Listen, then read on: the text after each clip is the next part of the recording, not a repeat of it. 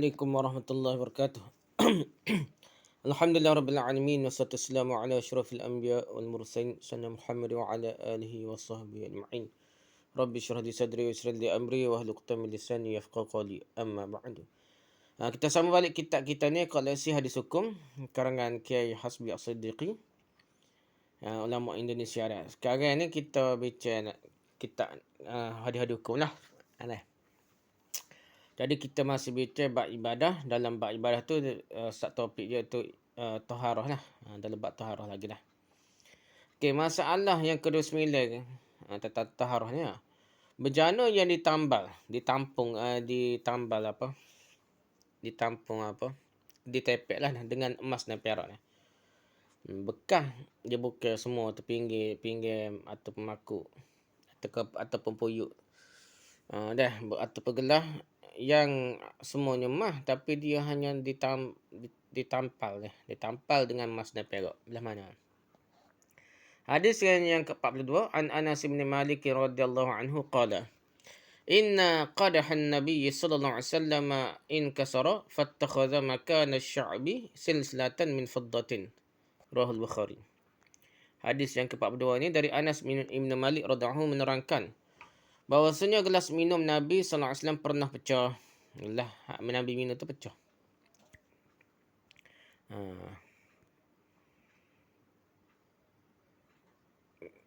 In qadah di gelas ni pernah pecah, inkasara.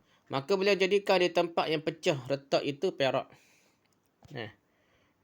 Fattakhadha makana sya'bi, tempat retak tu silsilatan min fiddah.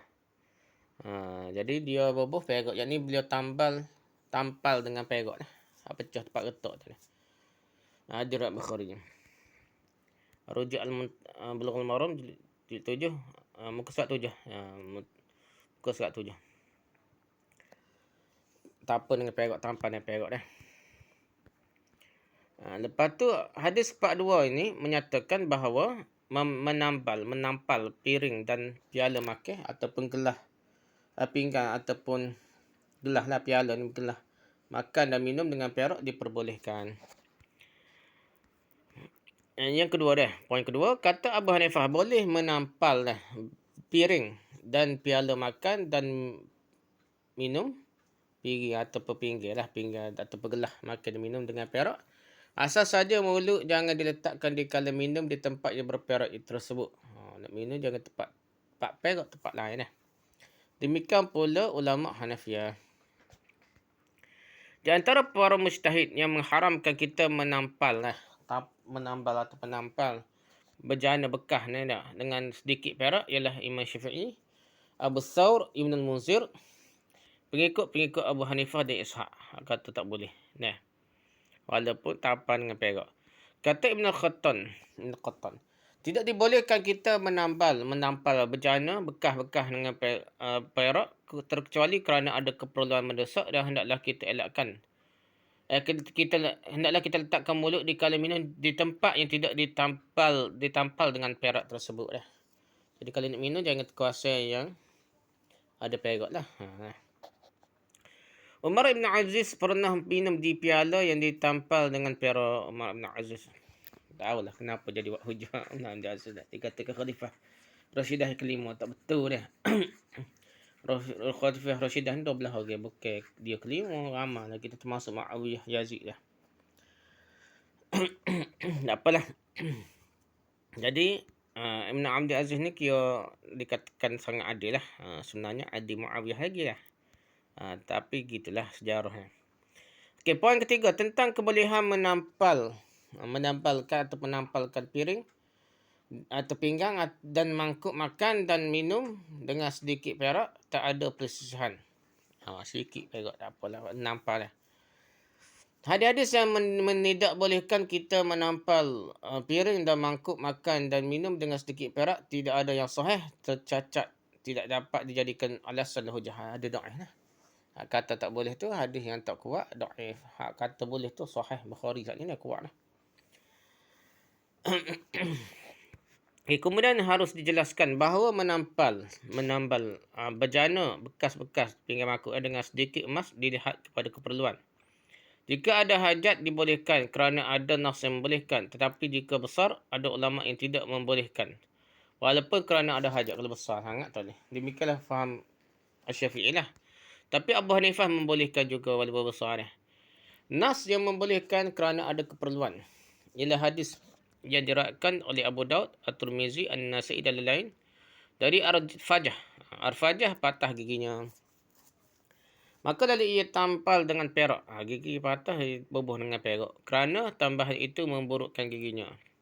Nabi menyuruh ia menambal dengan emas. Dengan perak pun tak molek. Suruh tapu dengan tambal ganti gigi palsu. Kita kata dengan emas. Masa tu emas lah molek dah. Lah ni macam-macam lah. Teknologi baru ni. Dan jika kita menambal ataupun menampal bukan kerana hajat, maka para ulama bersisih faham. Okay, masalah ke-30. Bejana tembaga. Bekas tembaga. Hadis yang ke-43. An Abdullah bin Zaid radhiyallahu anhu qala. Atana Rasulullah sallallahu alaihi wasallam. Fa'akhrajna lahu ma'an fi tawrin. Min sufrin. Fatawadda'a. Rahul Bukhari wa Abu Daud wa Ibn Majah. Hadis ke-43. Dari Abdullah bin Zaid radhiyallahu anhu berkata. Kami dikunjungi Rasul sallallahu alaihi wasallam. Lalu kami mengeluarkan untuknya air dalam suatu pinggan tembaga. Dan lalu Rasul mengambil air wuduk padanya pinggan tembaga. Hadis Bukhari, Abu Daud dan Ibn Majah. Rujuk Muntaqad jilid 1 muka 42.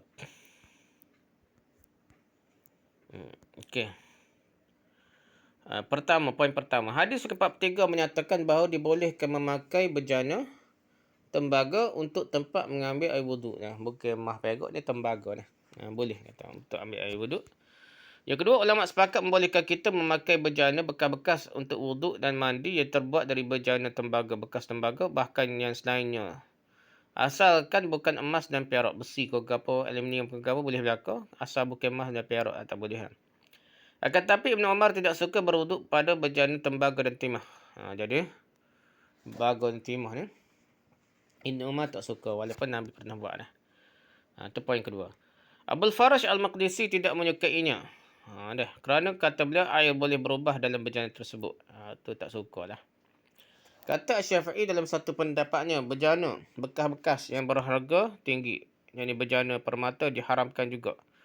Kita memakainya buat tempat wuduk dan mandi. Kerana demikian berarti israf, bermegah-megahan. Israf ni melampau, berbazir lah. Bermegah-megahan dan menyinggung hati orang yang fakir dan miskin.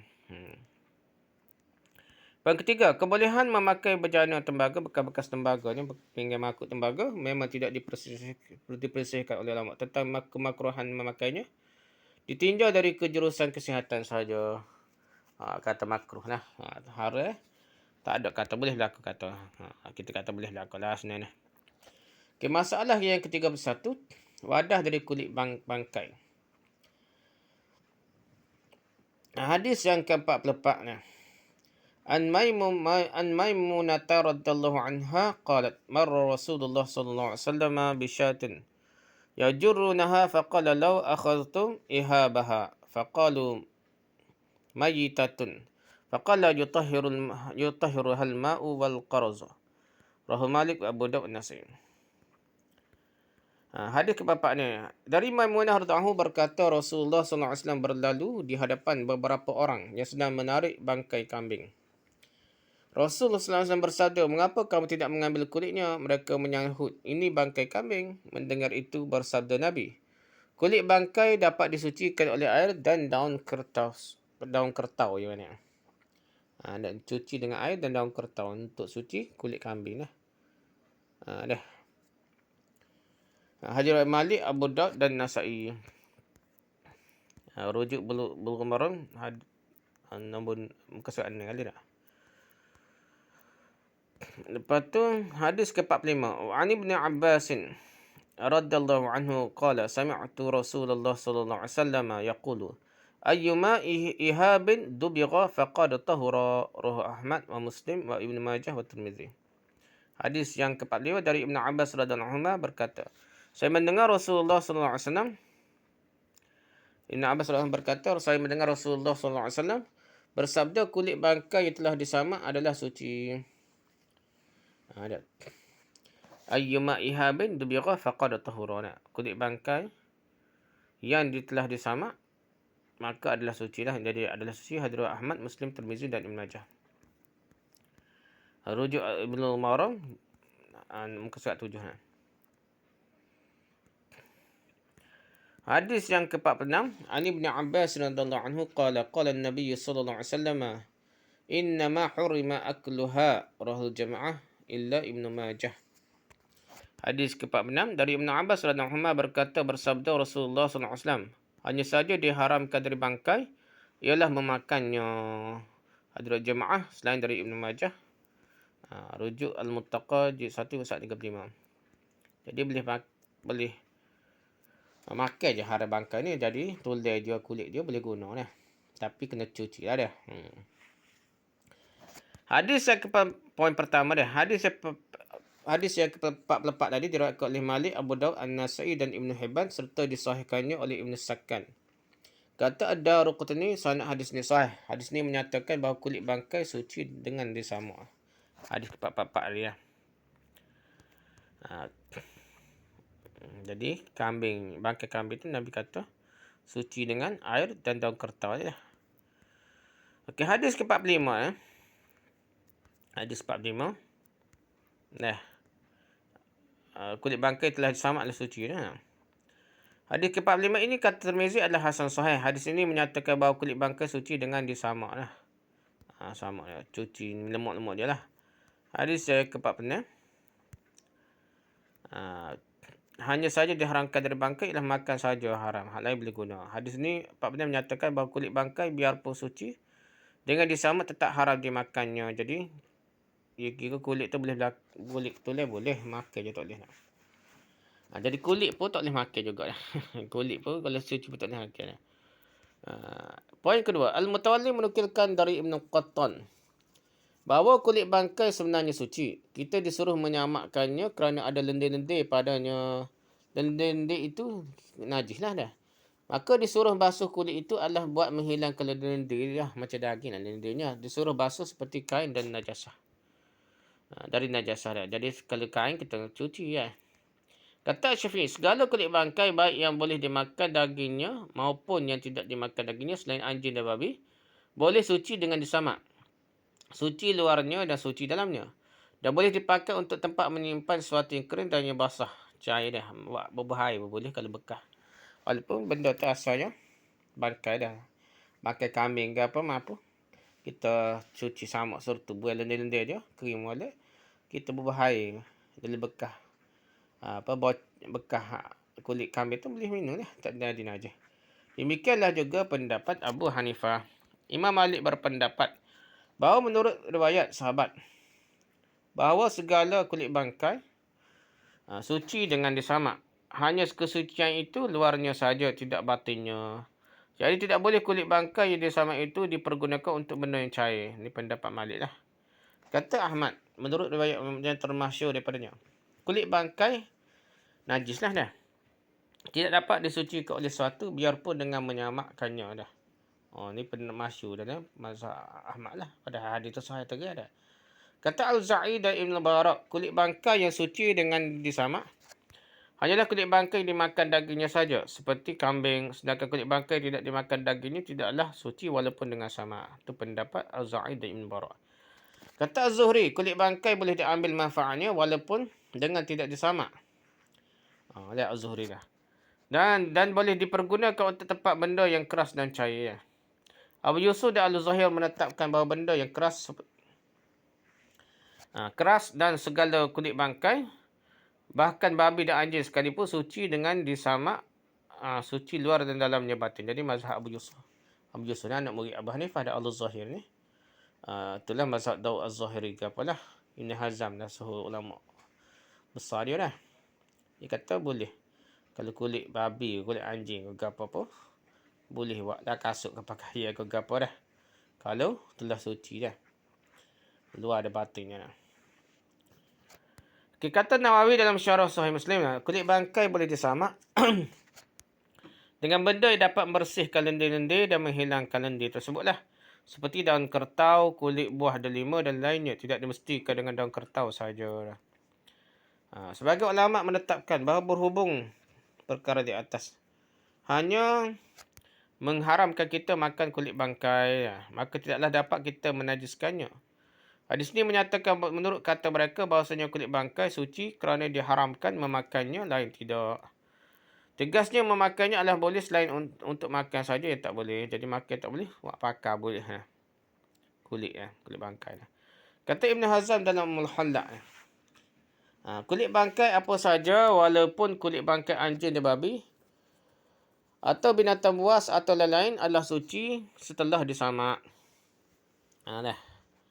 Anjing, babi sekalipun boleh belakang lah. Binatang buas, gapo, boyo, ular, gajah, singa, rimau ke gapo boleh. Setelah disamak boleh. Yang tidak boleh adalah makannya saja. Kulit pun tak boleh makan lah kalau nak makan. Hanya kulit manusia yang tidak boleh dikupas dari badannya dan wajib dikuburkan. Kalau kulit bangkai boleh. Kita manusia mati tak boleh ambil kulit manusia. Tak boleh lah dah. Bulu bangkai rambutnya haram sebelum disamak. Halal sudah disamak lah. Rambut kau, bulu kau dah. Tulangnya, tanduknya dibolehkan kita makankannya. Cuma tak halal dimakan. Pendapat poin ketiga dah. Menurut pendapat sebahagian ulama, hadis tersebut memberi pengertian bahawa kulit bangkai najis. Setengah ulama tidak menajiskan kulit bangkai. Pendapat yang terakhir ini ditolak oleh perkataan kata tak najis tu. Pendapat tu kita tolak lah. Bahawasanya kulit yang telah disamak adalah suci. Hadis tu secara umumnya semua kulit dah. Hal ini memberi pengertian bahawa kulit bangkai adalah najis. Asal-asalnya najis, lepas tu suci. Jadi tak jadi najis dah. Gitulah. Kulit bangkai tu asal najis, lepas tu cuci, serta samak ke apa tadi. Kira hilang najis dia. Menurut penetapan kami, pendapat Abu Yusuf dan Al-Zuhair lah yang kuat dalam masalah ini. Boleh berlaku dah, tak kira babi ke apa. Kerana segala hadis yang berkenaan dengan urusan kulit bangkai secara umum, tak ada yang mengecualikan anjing dan babi. Kalau kita cari hadis, tak ada. Kecuali anjing dan babi, tak ada. Tu kiyah. Babi tu game kiyah sungguh. Selama-lamanya pendapat adalah pendapat Az-Zuhri yang menganggap suci kulit bangkai tidak disamak. Itu lemah dah lah. Segala hadis yang menyatakan kulit binatang tidak boleh suci dengan disamak adalah lemah dan tak ada yang dapat menyanggah hadis yang mensucikan dengan disamak tersebut. Lahir secara zahirnya hadis Ibn Abbas ini menyatakan bahawa yang diharamkan dari bangkai hanyalah memakannya sahaja, bukan mengambil manfaatnya, kulit dia, ketulan dia ke apa, atau selain dari memakannya. Menurut pentahkikan penetapan kami, hadis ini tidak bertentangan dengan hadis yang menyuruh menyamak supaya dapat mengambil manfaat. Masalah ketika kedua, bejana bekas dari tulang. Hadis yang 47 dia. An Thawban radhiyallahu anhu qala inna Rasulullah sallallahu alaihi wasallam ishtara li Fatimah radhiyallahu anha qiladatan min asbin wa siwaraini min ajin. Rawahu Abu Daud. Hadis yang 47 dari Thawban radhiyallahu menerangkan bahawasanya Rasulullah menyuruh supaya dibeli untuk Fatimah sebuah kalung dari gigi binatang. Fatimah sebuah kalung dari gigi binatang dan 2 gelang dari gading. 2 gelang dari gading lah. Jadi Rasulullah suruh Fatimah tu kalung dari gigi binatang lah. Binatang mungkin binatang yang bangkai dan sebagainya lah. Tak tahu lah, mungkin banyak-banyak lah. Dari gading, gajah, apa nak. Ada Abu Daud, Wujud Al-Mughni, 1 Musnad 60.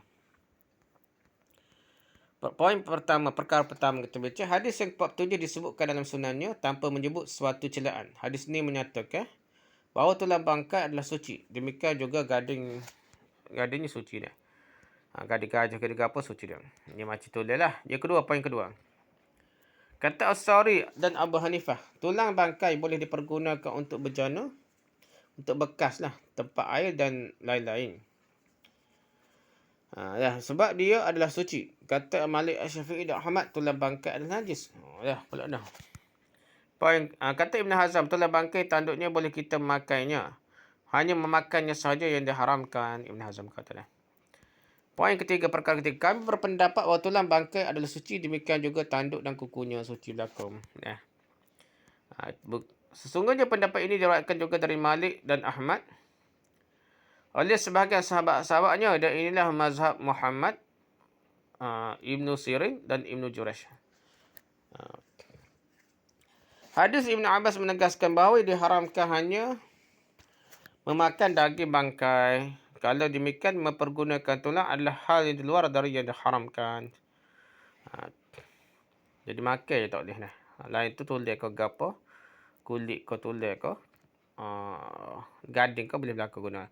Menurut pendapat Abu Hanifah, telur ayam yang didapati dalam perut ayam yang telah mati, yang telah keras kulitnya adalah suci. Tunggu nak telur. Dia pun mampu dah. Pendapat ini diakui benarnya oleh Ibn Muzir dan oleh segolongan ulama-ulama Syafi'iyah. Sebagai ulama seperti Ali, Ibn Umar, Rabi'ah, Malik dan segolongan Syafi'iyah memakruhkannya.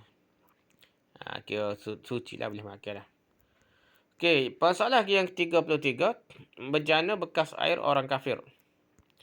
Hadisnya hadis yang ke-48. An Jabir bin Abdullah radhiyallahu anhu qala kunna naghzu ma'a Rasulillah sallallahu alaihi wasallam fa nusibu min aniyatil musyrikina wa asqiyatihim fanastamti'u biha wa la ya'ibu dhalika alaihim. Rawahu Ahmad Abu Daud. Hadis yang ke-48. Dari Jabir bin Abdullah radhiyallahu anhu berkata, kami pergi berperang bersama Rasul, maka kami pun memperolehi bejana-bejana bekas-bekas lah orang-orang musyrik. Lalu kami pergunakannya. Nabi tidak mencela kami lah yang pergunakan bejana-bejana bekas-bekas orang musyrik tersebut. Hadis Ahmad dan Abu Dawud. Rujuk Al-Muttaqid 143. Hadis yang ke-49. An Imran bin Al-Husain radhiyallahu anhu qala Inna an-nabiyya sallallahu alaihi wasallam wa ashabahu yatawaddau min mazadati imra'atin musyrikatin. Rawahu Bukhari wa Muslim. Hadis ke-49 dari Imran bin Ibn Husain radhiyallahu anhu menerangkan bahawasanya Nabi sallallahu alaihi wasallam dan para sahabat pernah mengambil air wuduk, air semayang lah, dari air yang ada dalam kendi, dalam bekas kendi lah seorang wanita musyrik. Hadis Bukhari dan Muslim. Rujuk Al-Muharrar muka surat ke-7 dah. Okey, poin pertama. Hadis yang 48 menyatakan bahawa bejana-bejana bekas-bekas orang kafir adalah suci. Hadis ke-49 pula menyatakan bahawa bejana-bejana pinggan makuk orang kafir atau musyrik adalah suci dah. Semua kata suci dah. Okey, poin kedua dah. Kebanyakan ulama salaf dan ulama khalaf sebagaimana ditegaskan oleh Imam Nawawi menetapkan bahawa bejana-bejana orang kafir adalah suci dah. Bekas orang kafir suci, pinggan makuk suci. Nabi membiarkan para sahabat pergunakan bejana-bejana tersebut. Hal ini menegaskan kesuciannya. Ada para ulama di antaranya Ibn Hazm menghukumkan najis bejana-bejana bekas-bekas orang kafir. Poin ketiga, perkara ketiga. Faham jumhur ulama dalam soal ini yang menjadi juga mazhab Asy-Syafi'i lebih kuat. Kerana mengingatkan beberapa ayat Quran dalam surah Al-Ma'idah dan hadis Imran bin Husain tersebut. Adapun hadis yang melarang kita memakai bejana-bejana bekas-bekas orang kafir ataupun orang musyrik dihubungkan kepada kemakruhan sahaja, bukan haram lah. Bukan najis dah. Membasuhnya sebelum dipakai tentulah dipandang sangat baik oleh perasaannya sihat dan ilmu kesihatan. Basuh tu bukan betul-betul najis dah. Untuk lebih yakin lebih suci dah.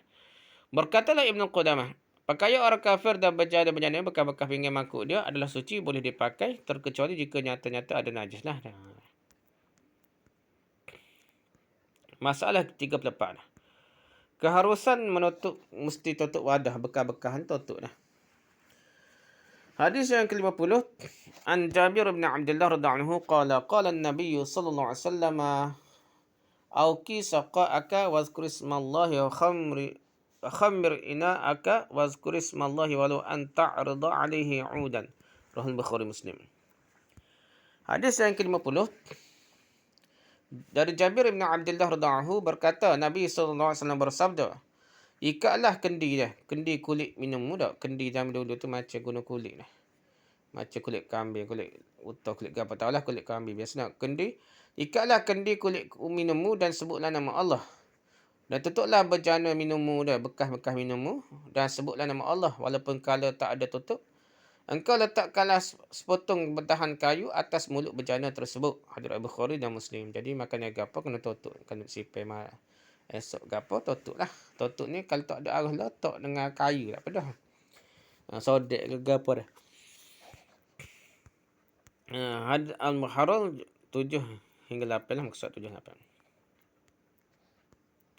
Okay. Hadis yang ke-21 an Jabir bin Abdullah radhiyallahu anhu qala an-nabiy sallallahu alaihi wasallam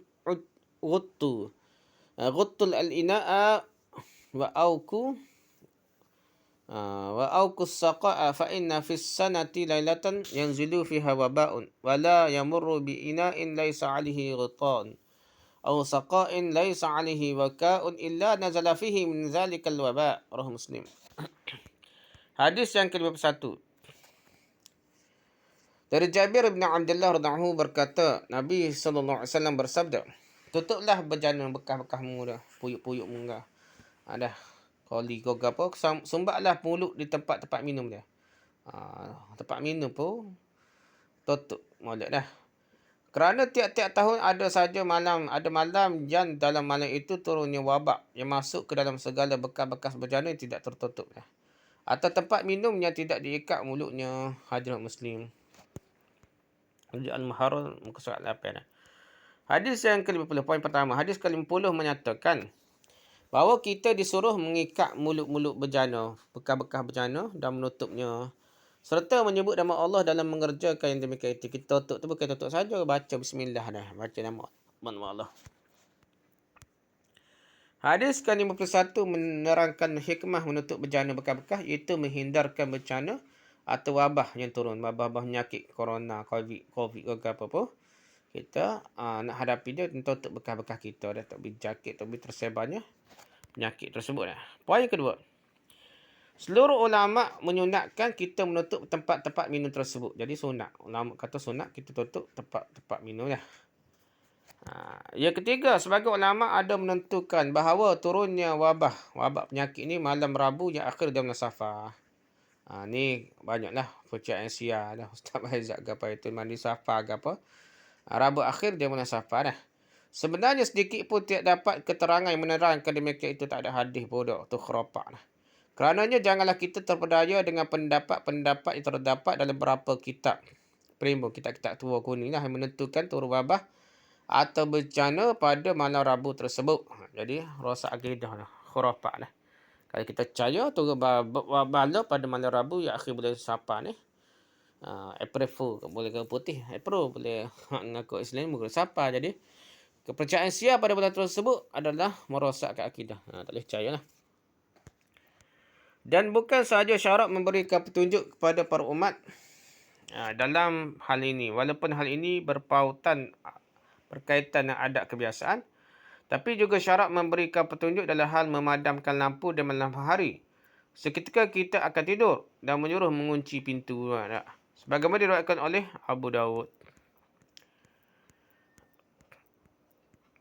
Pada kata sekat ni dah. Ni bab baru pula, bab keempat dah. Hukum-hukum buat air dah.